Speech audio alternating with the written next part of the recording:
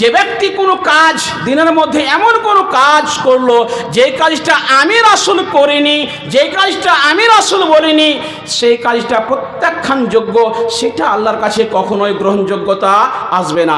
সম্মানিত উপস্থিতি, আমরা এই সংক্ষিপ্ত কয়েকটি আয়াত এবং হাদিস থেকে বুঝতে পারলাম প্রত্যেকটা ক্ষেত্রে রাসূল সাল্লাল্লাহু আলাইহি সাল্লামের অনুকরণ, অনুসরণ, আনুগত্য আবশ্যিক, ফারজে আইন, আবশ্যক আপনাকে করতেই হবে।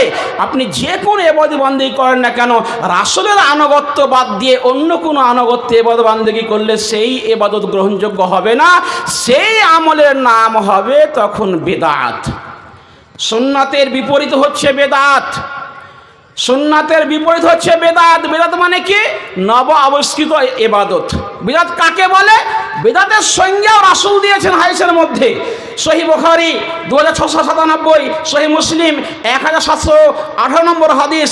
আয়েশা রাদিয়াল্লাহু আনহা বর্ণিত, তিনি বলছেন, মান আহদাসা ফি আমরিনা মা হাদা মা লাইসা মিনহু ফাহুয়া রাদ্দুন।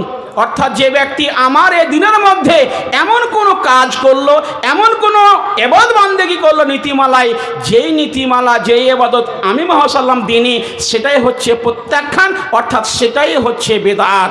সম্মানিত উপস্থিতি, তাহলে আপনি আপনার জীবনে ফিডব্যাকে যান, একবার ব্যাক করে যান যে আপনার সমস্ত ইবাদত, সালাত, সিয়াম, হজ, যাকাত, কুরবানি, ফিতরা, দোয়া, দুরূদ, জিকির, আজকার, কোরআন তেলাওয়াত, কবর জিয়ারত, সব জায়গায় রাসূলের নীতি মেনে করছেন তো? যদি কোনো একটা কাজে রাসূলের নীতি উপেক্ষা হয়ে যায়, তাহলে সেই কাজটা প্রত্যাখ্যান, আর আপনি হবেন তখন বেদাতি, সেই কাজটা হচ্ছে বেদাত। আর আল্লাহ রাসূল বলেছেন একাধিক জায়গায়, আমরা খুতবাতে ইমাম সাহেবগণ পাঠ করেন, ওয়া ইয়্যাকুম ওয়া মুহদাসাতিল উমুর, তোমরা নতুন নতুন কাজ আবিষ্কার করা থেকে বেঁচে থাকো। কখনোই তোমরা কোন নতুন ভাবে ইবাদত তৈরি করো না। কেন? কুল্লু মুহদাসাতিন বিদআ, প্রত্যেকটা নব আবিষ্কৃত নতুন কাজই হচ্ছে বেদাত। আর নাসাইতে রয়েছে, ওয়া কুল্লু বিদআতিন ফিন্নার, ওয়া কুল্লু বিদআতিন দালালা, ওয়া কুল্লু দালালাতিন ফিন্নার। প্রত্যেকটা বিদআতই হচ্ছে পথভ্রষ্টতা, আর প্রত্যেক পথভ্রষ্টতার ফলাফল হচ্ছে জাহান্নাম। সম্মানিত উপস্থিতি, তাহলে আমাদের নতুন আবিষ্কৃত ইবাদত যাই করি না কেন, তার ফলাফল আমাকে জান্নাতে নিয়ে যাবে না, বরং আমাকে জাহান্নামে নিয়ে যাবে। সম্মানিত উপস্থিতি, তাহলে এখন আমাদের করণীয় কি? আমরা আর লা ইয়াকবালু লিসাহিবিল বিদআতি সালাতান ওয়ালা যাকাতান ওয়ালা হাজ্জান, বেদাতি ব্যক্তির, যে ব্যক্তি নতুন নতুন নিয়মে আমল করবে, নতুন নিয়মে দোয়া করবে, নতুন নিয়মে নামাজ পড়বে, নতুন নিয়মে যাকাত দিবে, নতুন নিয়মে হজ করবে, নতুন নিয়মে কবর করতে যাবে, যারা রাসূলের নীতিকে বাদ দিয়ে আপডেট নতুন নিয়ম তৈরি করবে, তো ভালোই, তো সমস্যা কি আছে? যা রাসূলের নীতিকে বাদ দিয়ে নিজের মতো করে নীতি নিয়ম তৈরি করে ইবাদত বন্দেগী করবে, তাদের পৃথিবীতে একটা ক্ষতি হবে, সামনে কোনো ইবাদত কবুল হবে না, কোনো ইবাদত কবুল হবে না। বেদাতি যখন কোনো মানুষ বেদাতের সঙ্গে লিপ্ত হবে, তখন সামনে একটা ক্ষতি হবে, আর পৃথিবীতেই ক্ষতি হবে, সেটা দুনিয়াতে কোনো ইবাদত কবুল হবে না। আর আখিরাতে কি ক্ষতি হবে? কিয়ামত দিবসেও ক্ষতি হবে। আনাস রাদিয়াল্লাহু আনহু থেকে বর্ণিত, বুখারী এবং মুসলিম শরীফের হাদিসটি রয়েছে, আল্লাহ রাসূল বলছেন, লা ইয়ারিদান্না আলাইয়া আকওয়ামুন আলাল হাউজে, আমি হাউজের কাছে উপস্থিত থাকবো, মানুষকে, আমার উম্মতকে হাউজে কাউসারে পানি পান করাবো। এটা মহৎ বিশেষ একটা গুণ। ইন্না আতাইনাকাল কাউসার, কাউসার, হাউজে কাউসার আমাদের নবীকে দেওয়া হবে।